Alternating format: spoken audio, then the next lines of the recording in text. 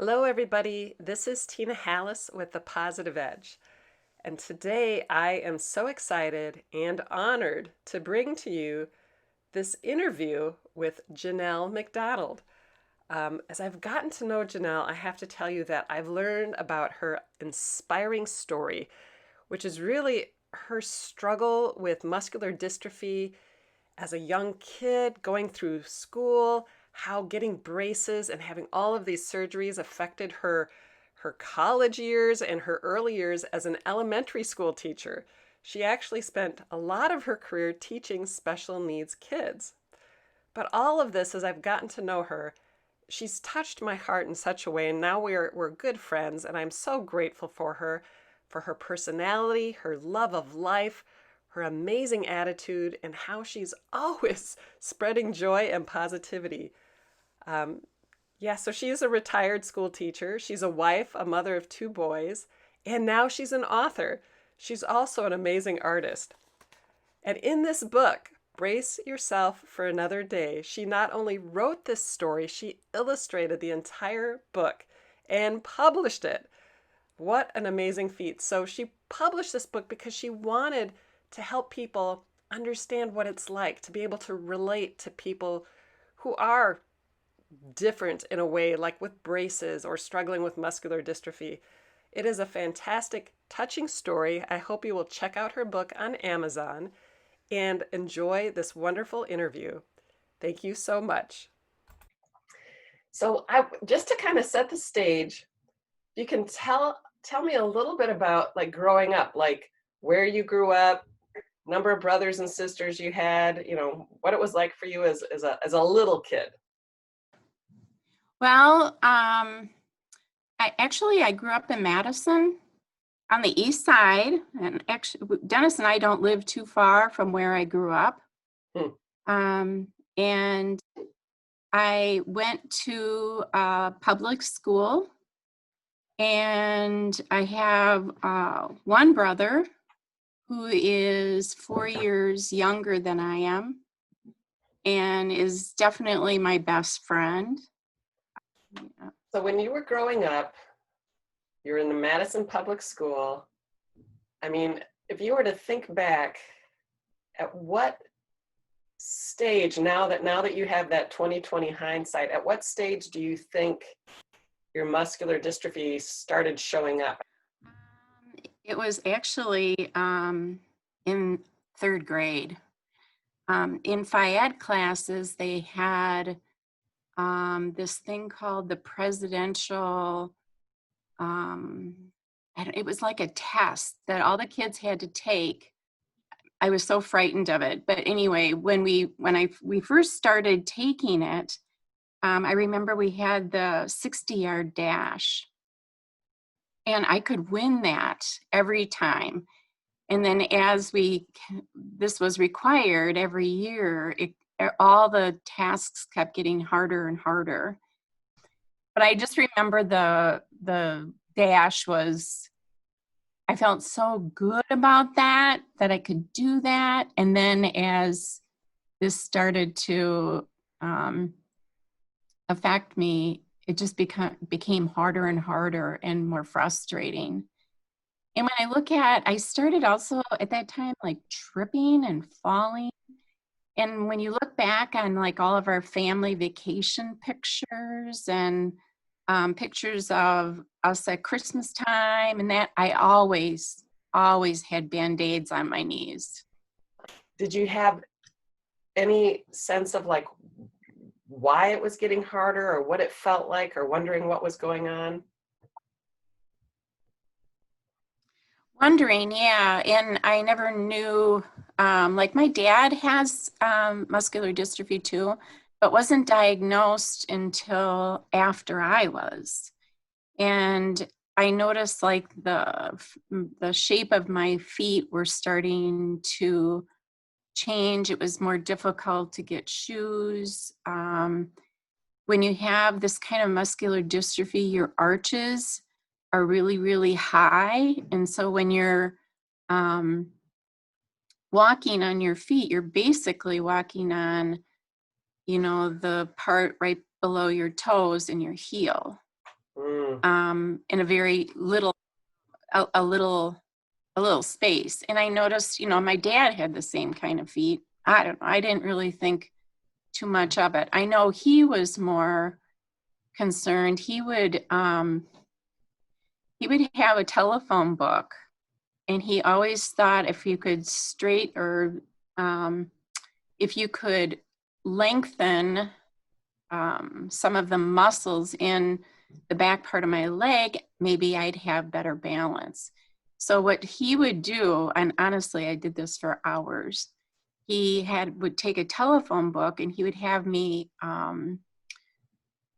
put my foot, like where the toes are, on the edge of the telephone book, and have me go up and down, trying to stretch those muscles out. And I think he felt real frustrated with everything too. And he would, like when I was having problems in gym, both mom and dad were very, very supportive. And he would go and talk to the gym teachers and say, I'm not trying to get out of gym. I was just trying my best, but it was hard. And some gym teachers were very receptive to that, but others not so much. Mm-hmm. So I envision, I guess, just to clarify that this is a Madison phone book that's thick, not a Baraboo phone book that's like a half an inch thick. So you're kind of doing like right, yeah. So you're doing like calf raises, right? You're standing on your toes and lowering your heels up and down on this big phone book, trying to stretch out those muscles. And interesting. Yeah. Huge thing was just like, oh, we'll get her new saddle shoes. That's the only thing that would fit on my feet, are those darn saddle shoes. And they'd buy me these new ones all the time, and I know they weren't cheap. And our family, I never went without anything by any means, but both mom cleaned houses for a living for a while, and then worked for the Madison Police Department. And then dad was a custodian. And so they worked really, really hard, and they did everything they could for both my brother and I. So when you would fall, was it like you would just lose your balance, or was it like your legs would just buckle out from underneath you, or was it just like you felt like, I'm trying to envision, when I was a kid, I fell because I was just uncoordinated, but do you remember it all? Like, well, that too, but what yeah, I know why it was, is that when you have this muscular dystrophy, you get foot drop. So that was the first thing, those muscles that pick up your feet and your toes, and they were deteriorating and becoming weaker. And so when I would try to run or pick up my feet, you have to pick up your feet really high because you're pulling through, your toe and everything. And so when you're tired and lazy, that's when your feet would just give out, and I would, drag it and then fall over it. So it was the foot drop that was causing all of the falling. And the falling was, it started out, you would fall, when I was in college, I was getting these sprained ankles that were bad. So, and then they decided, oh, we need to do something. But it was basically when I would fall, it would be the foot drop with uncoordination too, I'm sure. So you started kind of noticing this in third grade, and as you're going through elementary school and then all the way through school, was it getting worse? Was it showing up in other ways? I know you had told me before that this kind of muscular dystrophy is in extremities, like in your feet and your hands. Were you noticing anything in your hands too? Yeah, nope. There was nothing in my hands until the last couple of years. It's kind of like this slow progression. it's not something like you would see the next day. And so I would go to, later on in life, I went to a muscular dystrophy clinic, and it was this was just a wonderful facility here in Madison, where you go and you sit in a room and everyone comes to you. So like there's a social worker, a psychologist, an OT person, a PT person, neurologist, genetic counselor. They all come to see you, and they would do these hand things with me. And honestly, I thought everything was good, and they would say no, that there's some atrophy in your hands, and I never noticed it. But now I'm noticing not only the strength is going away, but they're becoming much more crippled looking. Mm-hmm. And so things are really hard for me to do, like just opening sugar packets, or opening like coffee creamers this morning when I went to go open the coffee creamer. All the little things underneath the caps that you have to pull off, those little plastic on anything, it's just really hard. And buttoning, zipping. But I did not notice that. That was not an issue until just the last couple of years. So when you were in school then, and you're moving through the grades, and I'm assuming Phy Ed class just continued to be a battle for you. Were there other Yes. problems with how that showed up for you as you're in school and growing up, and because you didn't know what was going on, right? Not until you were out of school or a senior or something? Yep, I was diagnosed actually when I was in college. I went to Oshkosh for 2 years, and I had fallen badly and ended up in the ER. And then it was, lots of decisions to be made. And so we did meet with a surgeon, and then I had some surgeries done.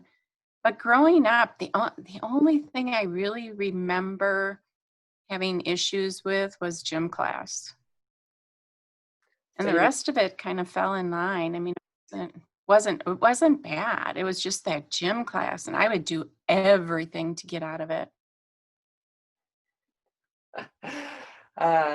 So Yeah. in a way, I mean, at this point, like even in high school, were you just thinking, well, there's something weird about my feet or something? But I mean, at what point did you become suspicious that, there was something more serious going on?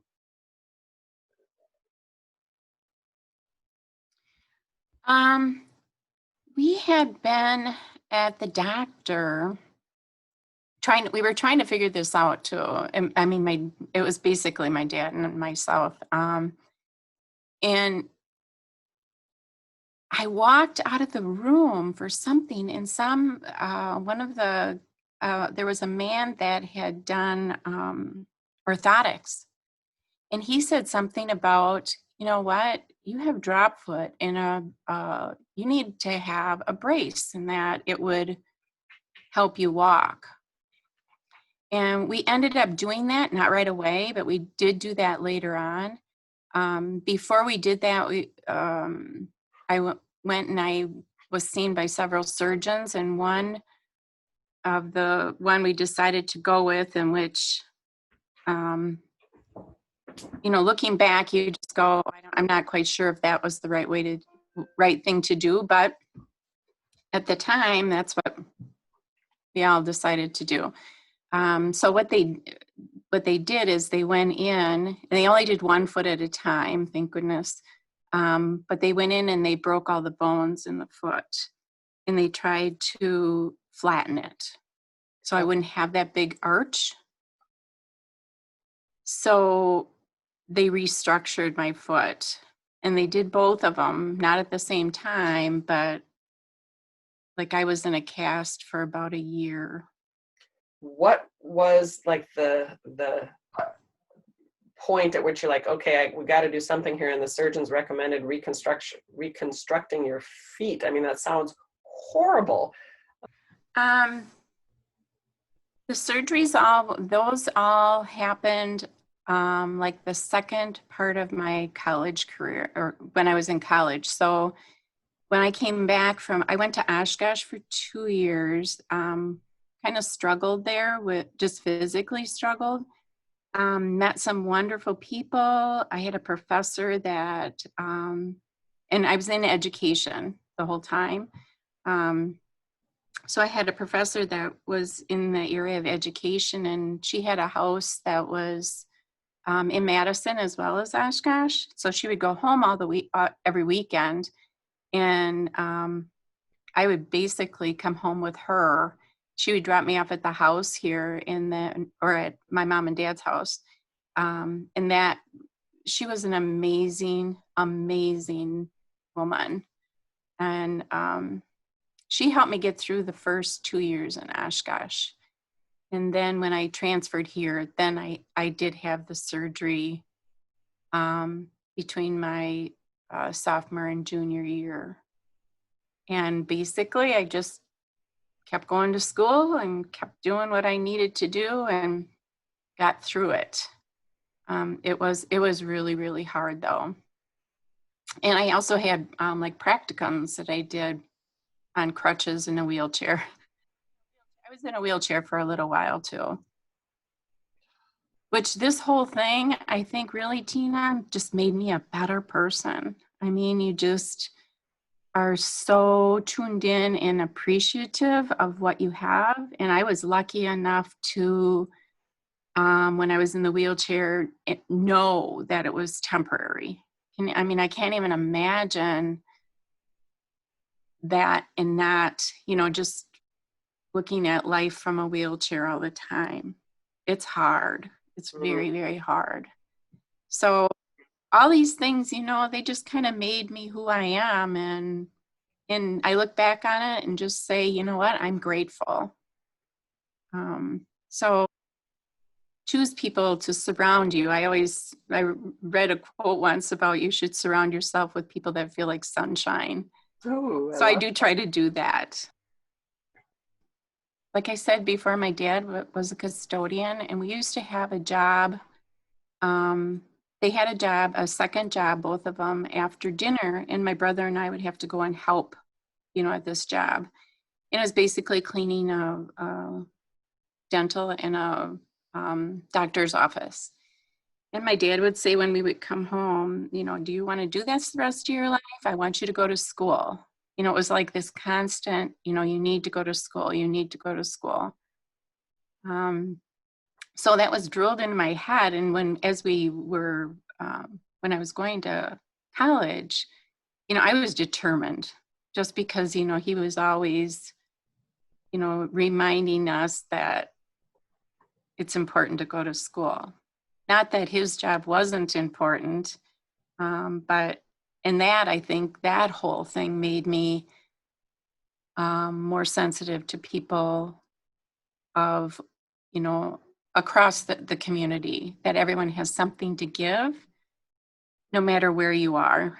And so when I got my job, at schools, I would always think, the custodian is a wonderful person. That the school would not run without this custodian and the secretary and all the people working together. So that I felt like, what, that piece of the puzzle was important, that I experienced that. So in the back of my head, there was always this, got to go to school, got to go to school. And so I was very determined through this whole thing that I was going to get a degree. So I think that, you just work through it. If you have a goal and you want to reach it, you just do it no matter what. Well, so I think Dad had a really, important part in that. Yeah, I think,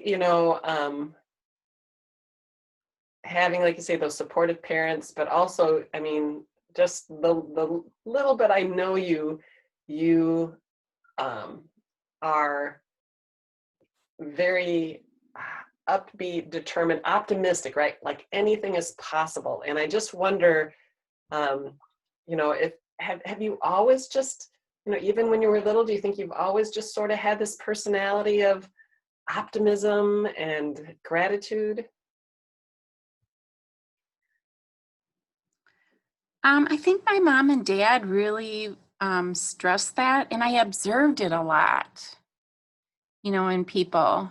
Um, and my mom and dad were very supportive in many ways. Like I always was very, very interested in art, and they would always provide me with whatever I wanted, for art supplies or so I think just having parents too that were always, you know, go where your heart, leads you.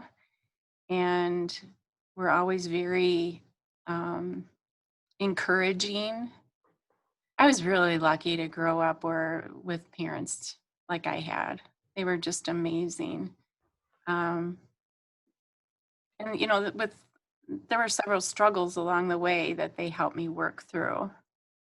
Um, and I think if you have that good role model growing up too, and you observe other people doing things that you think, oh my gosh, that's how I want to treat people, Hmm. or oh my goodness, I will never treat them like that.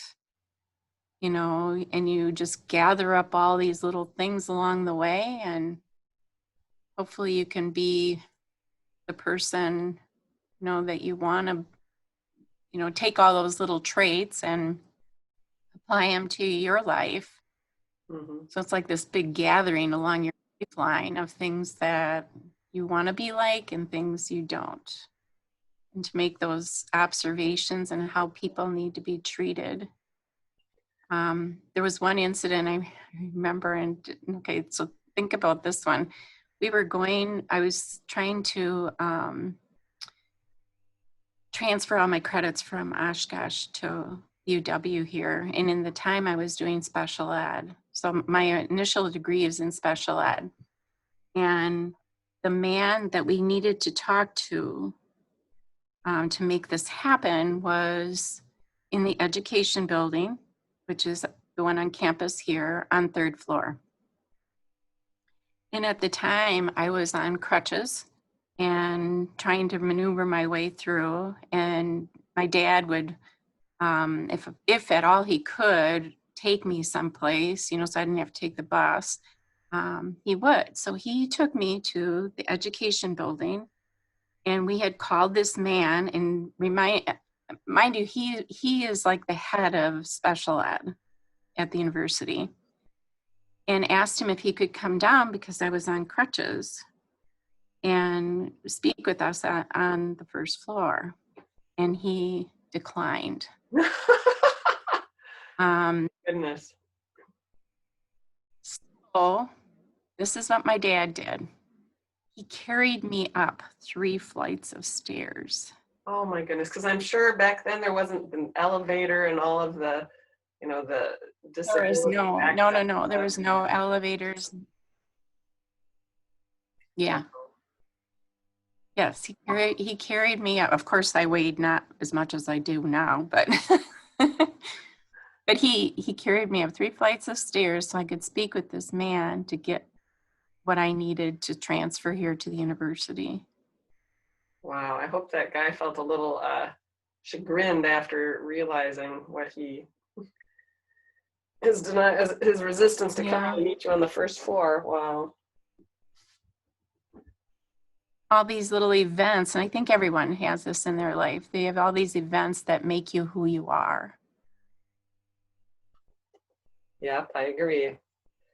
So just to help me understand, I'm trying to envision now. So here you are, you've had these these surgeries, like you said, not both feet at the same time, thank goodness, but you've had each foot now has been reconstructed. You've been in a wheelchair at various times. You've been on crutches. It sounded like you were on crutches for months, weren't you?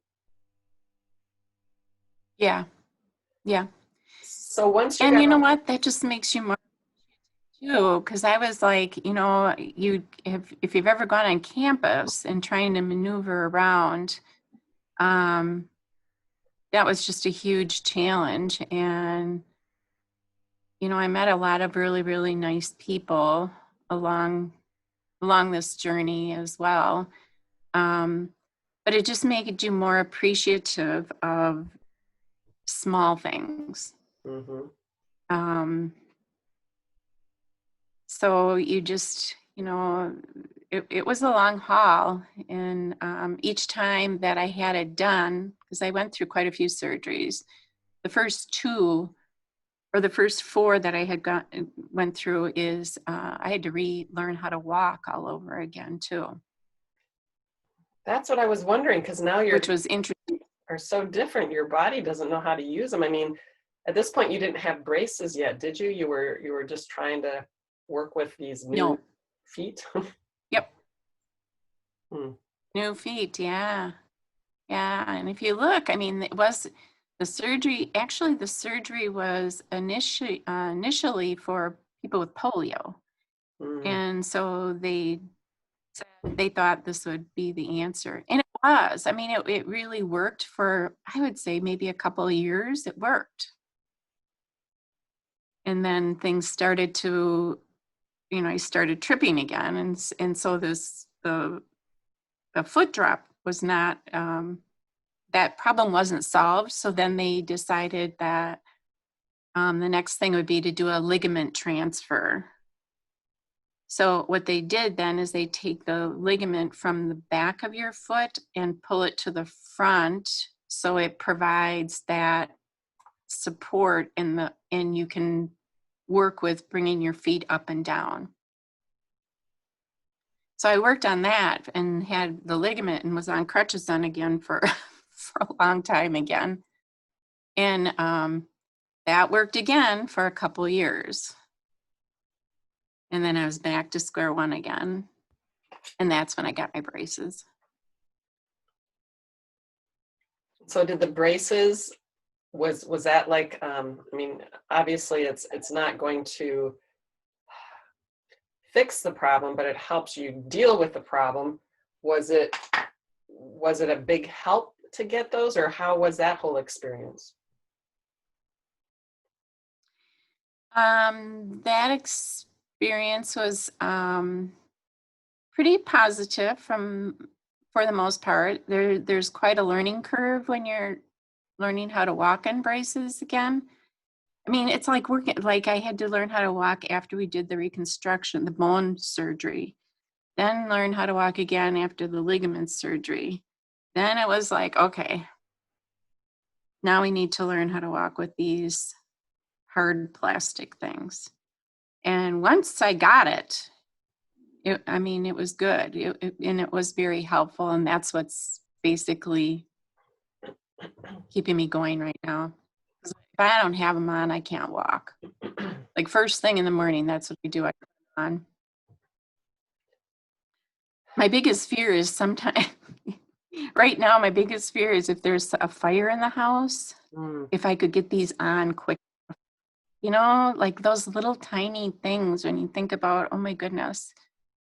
And When I met you, I had no idea you even had braces. I mean, it's not like, of course, we didn't go for a walk together, but we walked in and out of the restaurant and stuff. And I remember when you told me, I was like, really? Because like you said, they're under your pants. Unless you have shorts on, people don't necessarily notice or see right. them.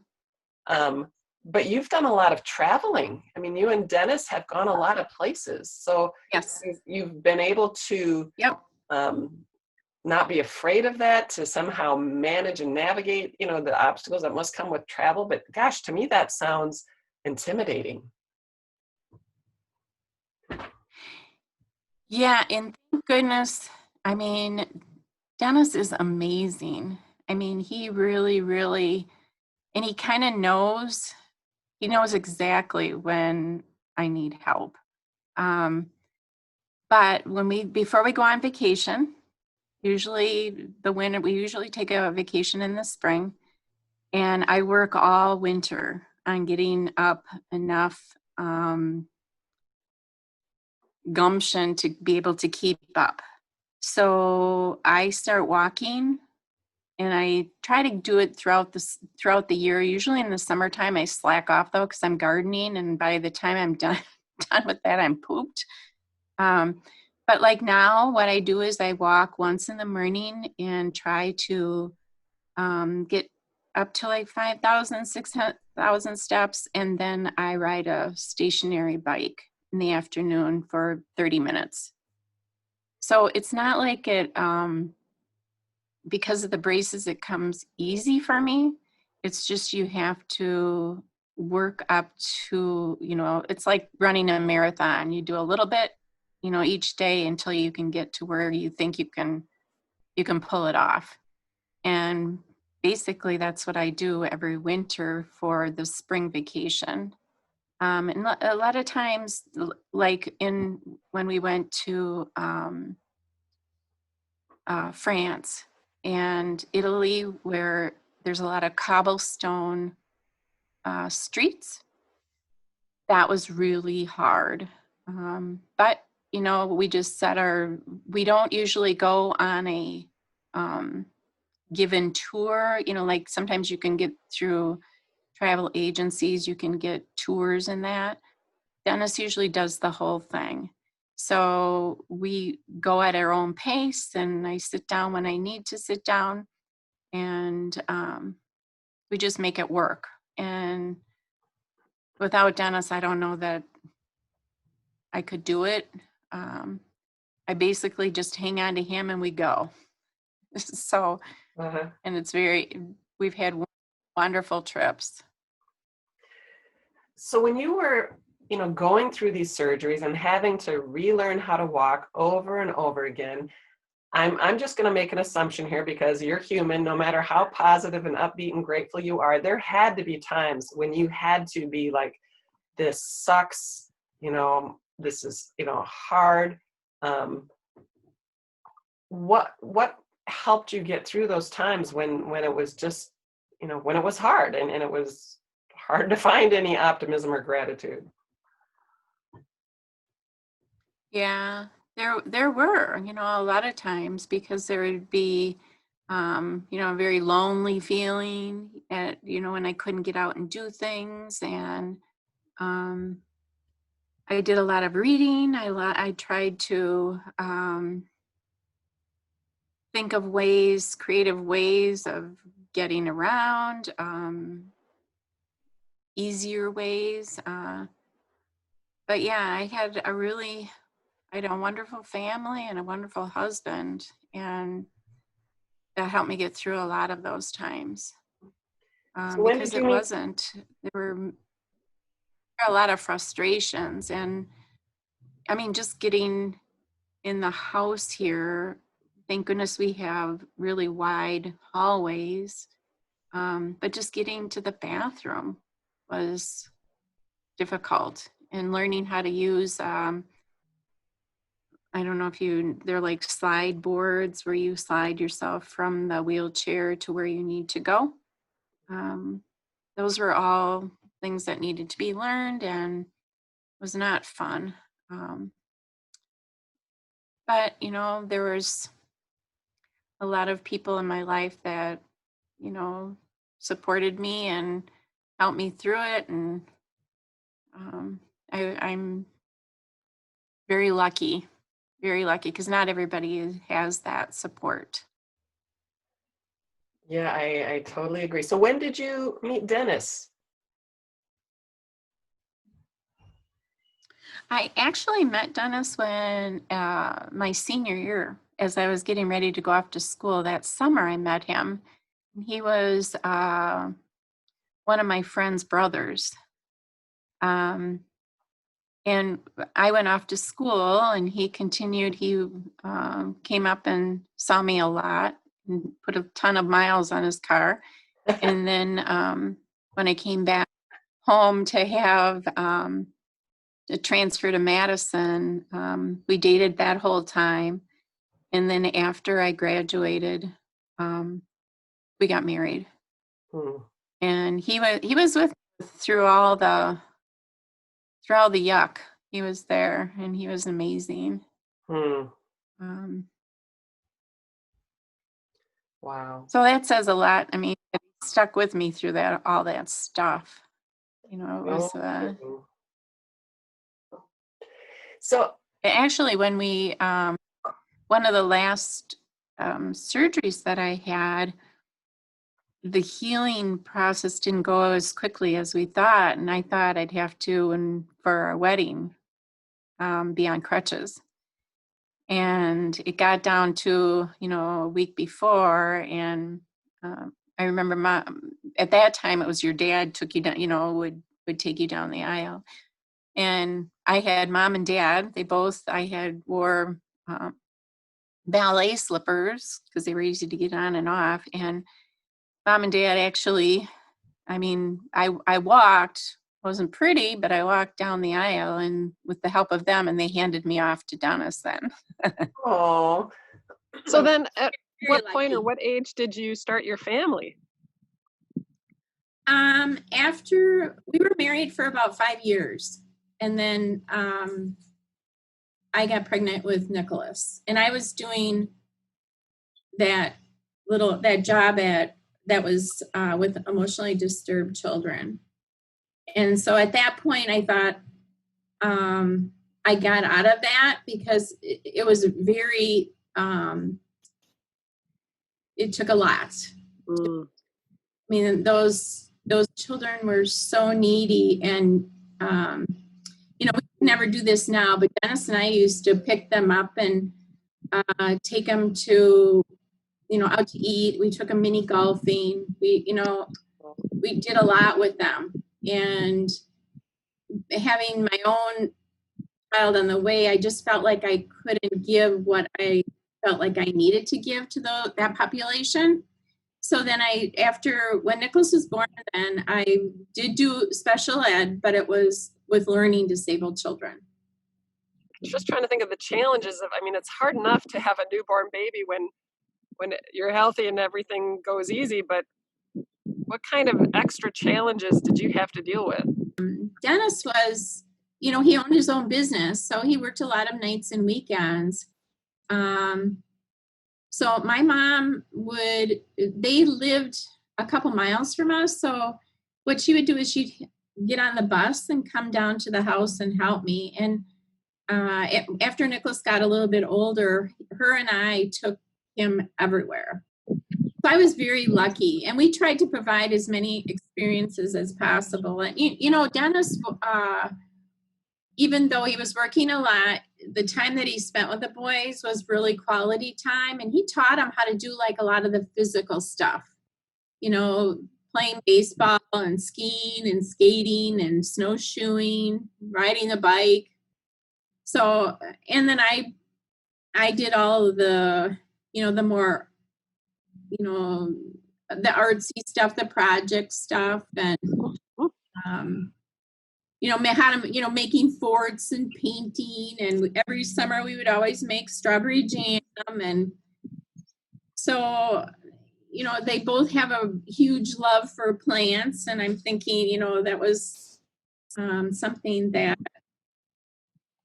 I love to do. And so their love for plants and their love for animals. And so I think we each gave them something different. And I was very grateful that Dennis took the time to do that.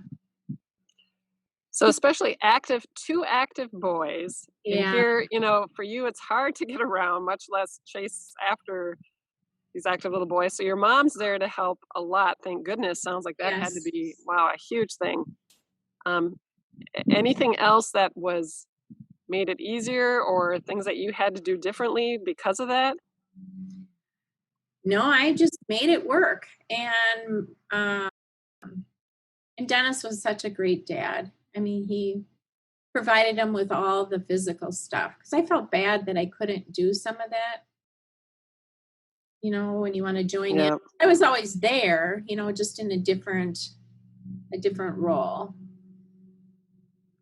So then, like, growing up in different experiences, did that, I know that you always make the best of everything and you find ways to just make everything fun and upbeat. But were there any particular like situations growing up that you think, oh, that, you know, was harder, or you had to do something different just because of the muscular dystrophy?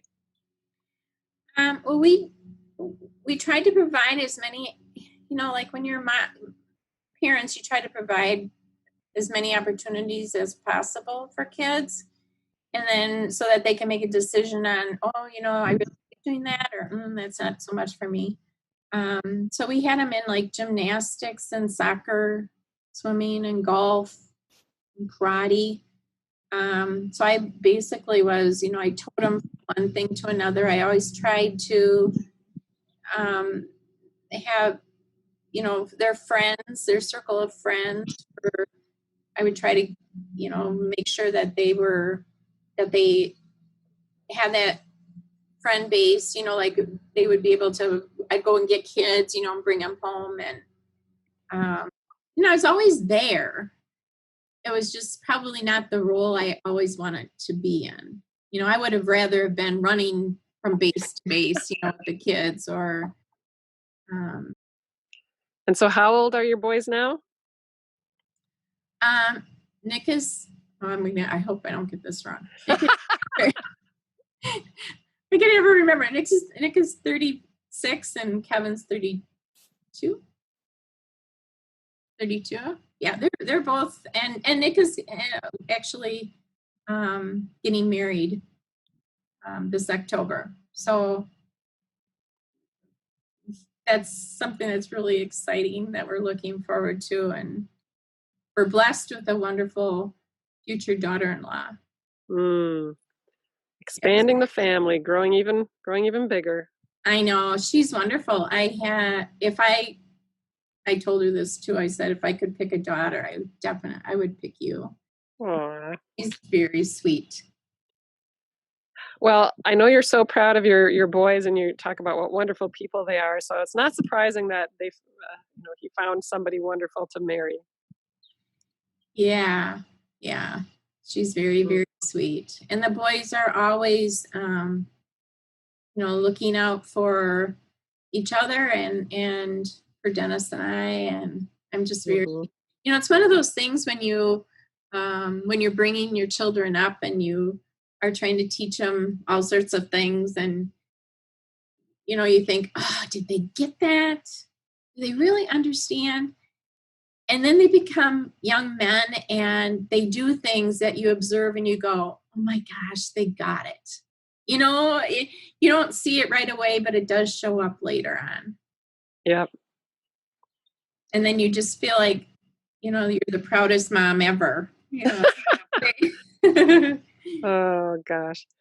Yes, they are the joy of my life. Let me tell you, they really are. And I think one thing that I wanted to say is, I know Dennis and I raised the boys to do well in school, but I thought it was also so very important that they have a kind heart, and that they're well-rounded people. They give back to the community, and that are thoughtful.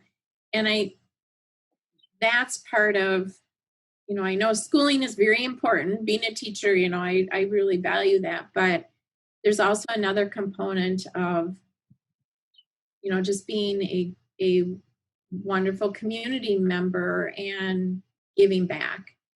So we tried to instill that as well. And I remember thinking, and reading this and going, yep, this is it. There was a quote that said, your greatest contributions to the world is not something you do, but someone you raise. And I really believe that. I mean, what other better contribution can you make? So they are definitely the sunshine and the joy of my life. And I said, you need to take one home improvement class at least and an automotive class. And both boys then through our church did the Habitat for Humanity. So they went to several different sites around the United States, not outside the United States, but around the United States, and learned how to do different things. And I think just having that experience and being able, to apply that in what they're doing now, they're both of them are really hands-on. They're a lot like me as far as like I like to do lots of things with my hands. And Nicholas actually was in college. I remember him calling and he was like, "Mom, this bookwork, I mean, I need to do things with my hands, And I said, I'm sure there's something on campus where there's an opportunity to do that. And he found, which I was like, oh my gosh, this was perfect for him. He went to the theater department, and he, throughout his years, and actually Kevin did the same thing at Green Bay. Throughout his years, he would do all the sets for all the, the productions that they did. And amazing things. And both of them were very, very happy. In fact, we had gotten in the mail, we got this general, I think it was like a general contractor, like an opportunity, an employment, opportunity for a general contract. And I'm like, what is this at Eau Claire? Here it was, they hired him. So through his years, he got, paid to do something he really, and that balanced out his hands-on stuff with stuff. And Kevin did the same thing at Green Bay. So wow, no kidding. They're both very, very handy, and not with cars, but also with, whenever something needs to be done at the house here, I usually call them. Something I want to switch gears a little bit, because I've heard you talk a little bit about your time as a teacher, and like you said, you started off in special ed, and you've talked about trying to help the kids understand why you had braces and stuff. Can you talk a little bit about why special ed, and kind of your experiences with the kids? Well, I went into special ed wanting to help those, with a disability to have a voice. And so I did, when I first started out, at the time, like right now, special ed is kind of a big umbrella where there's a lot of disabilities under that, and you are a teacher of all.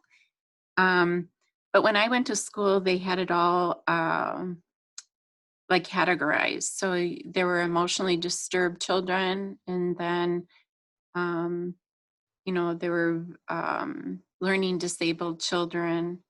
And so my first job was with emotionally disturbed children. And I did that for 5 years. And interesting enough, it was it was more than just the disability of those children. I had worked in my first job was, it was at actually the school that I went to as a child. And I worked there for a short period of time, and then I was transferred to Midvale. So Midvale was on the west side of town, and it was an all white school. So at the time, the kids I had 12 children, and they were all African American boys. And so going into this school was a huge challenge. First of all, the teachers looked at me as, oh, that teacher. So not only did I wanted to make an impact with the kids, I also wanted to make an impact with the teachers. And it was quite challenging. I would spend a lot of time at night going around to the other teachers and getting to know them individually and the things that they liked. Then I would come home and I would research those things so I had something to talk with them about. And it took me about 5 years. I did it for 5 years, and I felt like at the end of 5 years that they were actually seeing me as not that teacher and were more accepting of the students that I had, and that everyone has a gift, and that no matter where they are, what classroom they're in, or what color they are, that they have a gift and to give to society. And it was long. It was a long haul. But I felt like I did that. But it took me about 5 years to do that. I think it's So that was my first classroom. I think it's fascinating that when you talk about those 5 years and you talk about the challenges, you talk more about the teachers than you do the students. Yeah, yeah. And the students had huge challenges too, but my goal was just that, just to be accepting of everyone. And I think that's still my goal, be accepting of everyone. And, you have to embrace what you have and make it work for you, and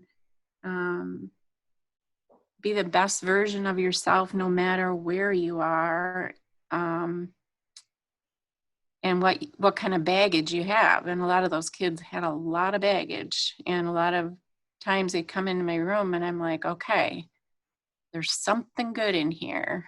I did that all the way through my teaching career, because there were difficult kids in regular ed too.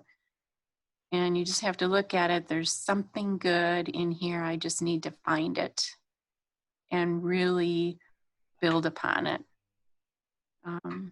So that was, so my first 5 years was teaching emotionally disturbed children, which there was a lot of behavior problems. It was hard, but you know what? Looking back on it, I would not have changed that for the world, because it gave me a good basis for dealing with all kinds of behaviors for the rest of my career. So after those 5 years, I went and I got a job working with learning disabled children. And I did that for 10 years. And then I went back to school and got a regular ed degree. And then I did that for the rest of my career. But principals knowing the background I had, most of the special ed kids at that grade level were with me. So I always had a wonderful mix of children, from all backgrounds. So that was a gift given to me. Mm-hmm. So what grades did you commonly teach during these different jobs that you had? It was always second and third. Okay. I never moved from second and third grade, Tina. So when you think about, I have this vision. I remember one time you were telling me about how you would be sitting on the floor in a circle with your kids, and you'd, especially it sounded like this might be towards the beginning of a new school year, and you're sitting with them and you're kind of talking to them about your muscular dystrophy and passing around the braces. Can you talk a little bit about that, like, connecting with the kids and helping them understand, you and the help that you needed? Yeah, they had, usually the first week of school, I would have, we had always a heart-to-heart talk, and I would let them know what I could or couldn't do. And most of it was outside stuff, like for recess, and things that it was important that they could help me with. and not only help me, but like I said before, a lot of the special ed kids were put in my room. I would always be the first when we would sit down, and they were curious about my braces, and I would tell them about it, why I needed them, and how I was going to be looking to them throughout the year to help me out, especially like on field trips. Um, and the kids were so good. After I did my little spiel, and the kids were always I always felt like I was the mother hen with all the little chicks around me trying to, help me out. And they would always, do you need help going up the stairs? Do you know, um, and not all the kids, but a good majority of them. And then after that, I would always ask the parents of all the kids, but for sure, like the last year I taught, there was a hearing impaired child. I had lots of kids with different kinds of issues. One with diabetes, and I would just ask the kids if they'd like their mom and dad or mom come in and talk to the class about um, the issue that they had. Many of them, almost all of them, were always like, yeah. And so moms or dads would come in, and it turned things so much into more of a family atmosphere when we all looked out for one another. So I had one little boy without a kidney, and he couldn't get hit, in the stomach at recess time. The kids were so protective of him, and we all looked out for one another. So it was kind of like I started out with the braces, and slowly we had everyone in, and everyone had a different outlook on everyone. If you know their story, everybody has a story, then you're more accepting and more understanding.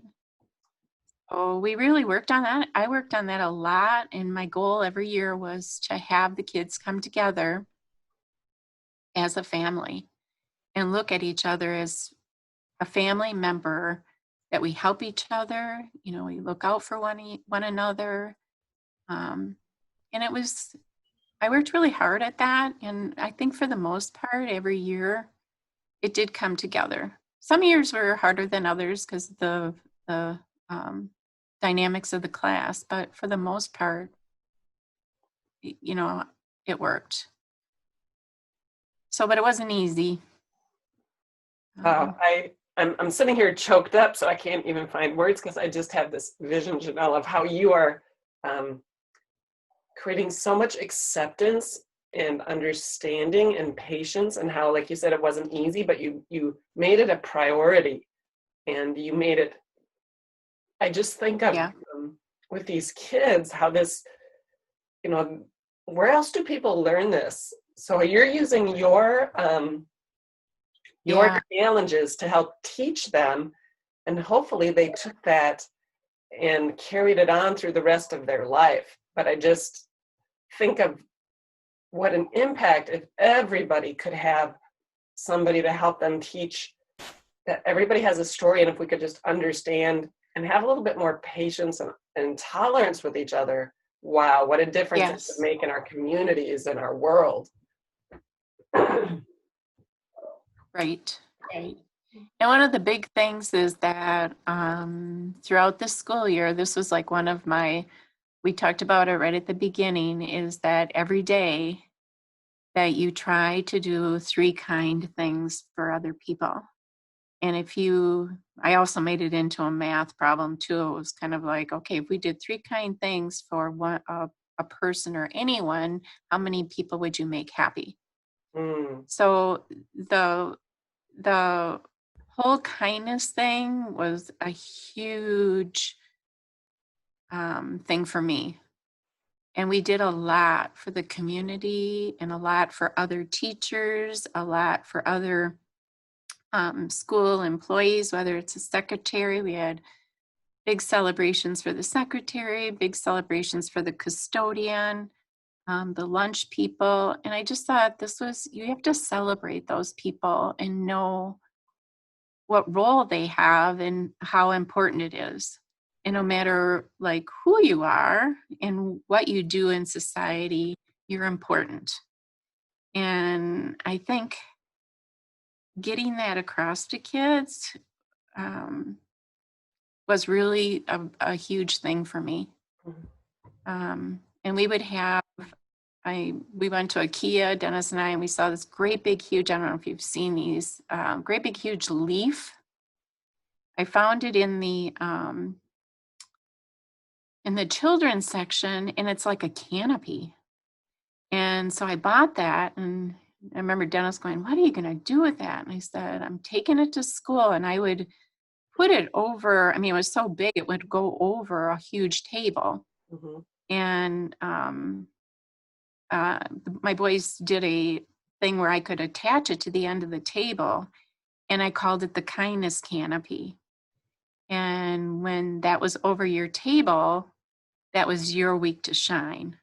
Mm. And kids loved it, and so it was just like coming up with these little gimmicks that they just loved. And it doesn't take much for kids to love something, it's probably the way that you present it. But yeah, although those kind of things, I was coming up with those ideas all the time and just having a lot of fun with them. And the kids really, they were at an age too that they were willing to learn and try everything. So it was a good thing. It was. So you have this combination here. You are a kindness catalyst. I mean, you're catalyzing all this kindness in other people. And then on top of that, you have this creativity, this artistic passion that you're making it fun, and you're finding all these cool ways to, like with the kindness canopy. I just think, boy, what a gift to have a teacher like you for all those kids for all those years. Wow. Well, I kind of felt like I was the one getting the gifts. Each year when the whole crew would come in, it would be like, for me, it was kind of like this challenge of, okay, how can I do this? So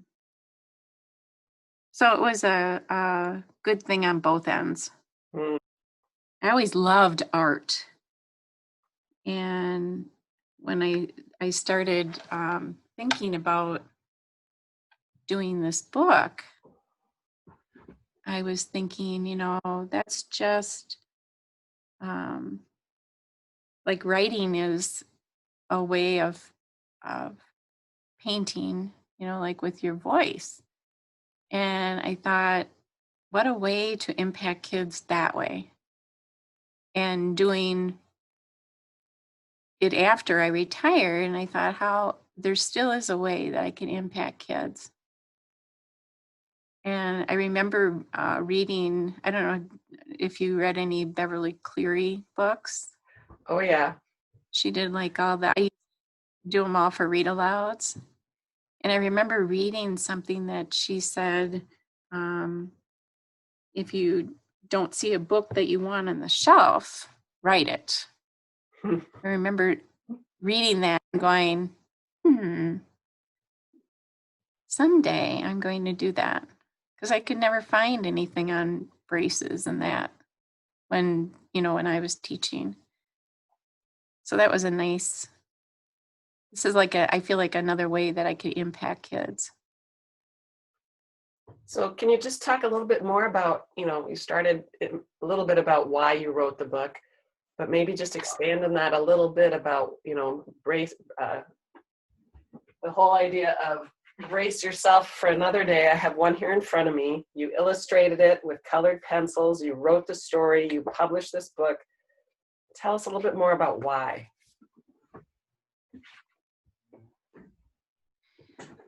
Well, one of the reasons is there wasn't any books that I could find that were on braces, and I thought, this needs to be written so that so someone else can read it and it have an impact on a positive impact and not like a downer book. And so I think just being able to read that, and I feel like, I hope it does, brings up lots of questions. So if someone read it, that it would be, there'd be a lot of discussion after it, or just being curious about maybe, oh, this girl had braces, but look at the little boy down the street that does this, and why might that be, and what's his story? So just bringing awareness to children and being able to accept not only themselves but others, and just to be the best version of yourself. And I think if children can, be aware of that and learn that, um, maybe it'll be better when they're adults, and there wouldn't be. I always felt like if I could impact just one or two kids, that would make a difference. So basically, just writing it to tell my story and to open the doors for discussion about others and their stories, Mm-hmm. and accepting of yourself, and that everybody has a gift, and you just need to find that and pursue it. I really do wish I would have had this though when I was teaching. It probably would even have made things easier. Mm-hmm. But that's okay. I'm still impacting kids. Hopefully I am. Oh, I'm sure that you are, and I just, as I think about your story here and how inspiring it is, and just seriously, what a kindness catalyst. I just love that term. I just feel like that is what you do. You spread kindness, inspire it in others, and this book is such a, I don't know, it's just such an extension of that.